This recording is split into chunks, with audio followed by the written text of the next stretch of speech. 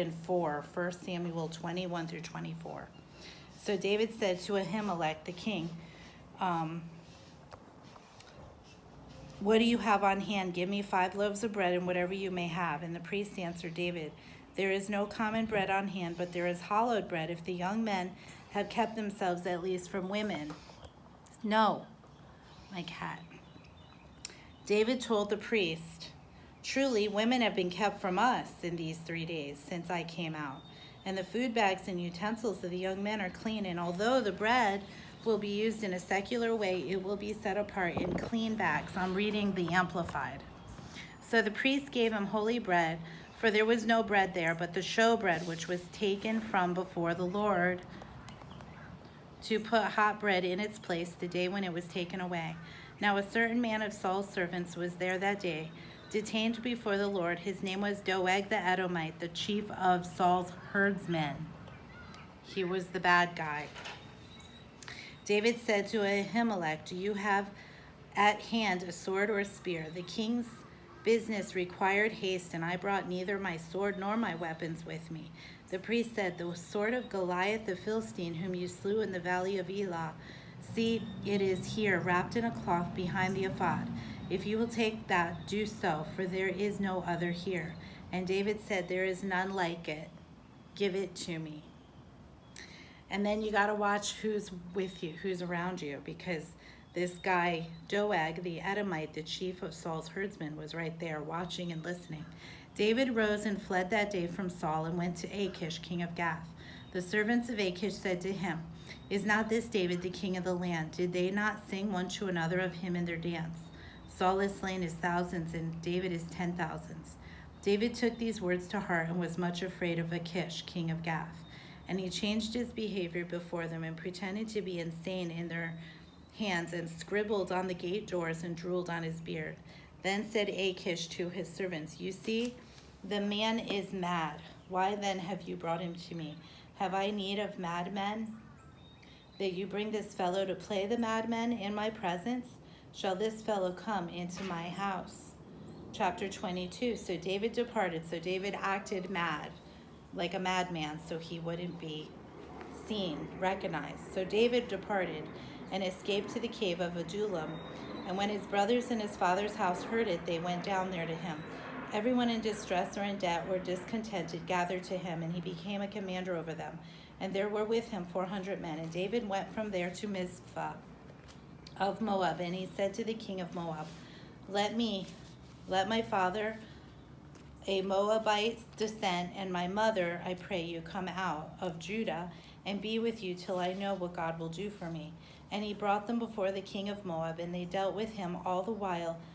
They dwelt with him. So the mom and dad dwelt with him in Moab, while David was in the stronghold in Moab. Then the prophet Gad said to David, do not remain in the stronghold. Leave and get into the land of Judah. So there's times that you're with your family and then you're got to leave because you're on, this test. So David left and went into the forest of Hereth. Saul heard David was discovered and the men that were with him. Saul was sitting in Gibeah under the tamarisk tree on the height, his spear in hand and all his servants standing around him. Saul said to his servants who stood about him, hear now, you Benjamites, will the son of Jesse give every one of you fields and vineyards and make you all commanders of thousands and hundreds, that all of you have conspired against me? No one discloses to me when my son, which is Jonathan, makes a league with the son of Jesse. None of you is sorry for me or discloses that my son has stirred up my servant against me to lie in wait as he does this day, because Jonathan, yesterday, he was the one who actually said in the chapters before, probably 19, I think, he said, go, I'm with you. We're going to do this thing together. Then Doeg the Edomite there's Doeg the Edomite who stood with Saul's servants, said, I saw the son of Jesse come to Nob, to Amalek, son of Ahitub. And Amalek inquired of the Lord for him and gave him provision, and the sword of Goliath the Philistine. Then the king sent to call Amalek the priest, the son of Ahitub, and all his father's house, the priests who were at Nob. And they all came to the king. Saul said, hear now, you son of Ahitub. He replied, "Here I am, my lord." Saul said, "Why have you conspired against me, you and the son of Jesse, giving him bread and a sword and inquiring of God for him, so he could rise against me to lie in wait, as he does this day?" Then Ahimelech answered the king, "And who is so faithful among all your servants as David?" So they all don't know how Saul really is jealous of David. He said,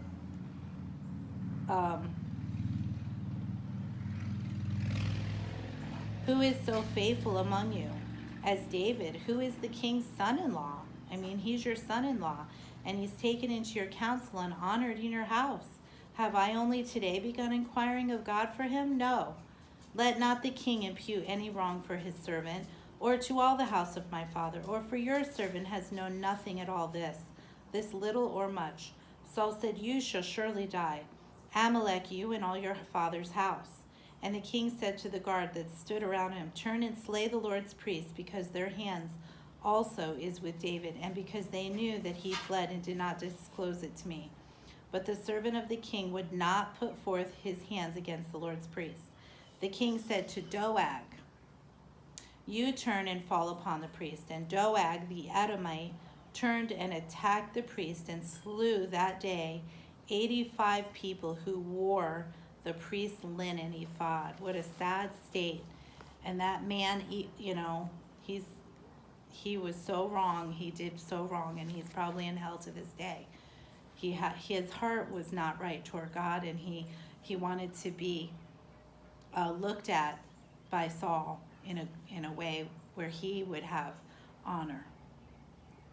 And Nob, the city of the priest, he smote with the sword, both men and women and children, suckling oxen, donkey, and sheep. He put it to the sword, and one of the sons of Amalek, son of Ahitub, named Abiathar, escaped and fled after David. And Abiathar told David that Saul had slain the Lord's priest. David said to Abiathar, "I knew that day when Doeg the Edomite was there that he would surely tell Saul. I have occasioned the death of all your father's house. It's my fault," basically, he said. "Stay with me, fear not, for he who seeks my life seeks your life. But with me you shall be safeguarded," because he knew who his God was. Then they told David, chapter 23, "Behold, the Philistines are fighting against Keilah and are robbing the threshing floors." So David inquired of the Lord, "Shall I go and attack these Philistines?" And the Lord said to David, "Go, smite the Philistines and save Keilah." David's men said to him, "Behold, we are afraid here in Judah. How much more then if we come to Keilah against the armies of the Philistines?" David inquired of the Lord again, and the Lord answered him. See, he inquired of the Lord. And he fought the Philistines with a great slaughter and brought away their cattle. David delivered the people of Keilah. When Abiathar, son of Ahimelech, fled to David at Keilah, now this is the son of Ahimelech who was just slain, along with his family, 80 people.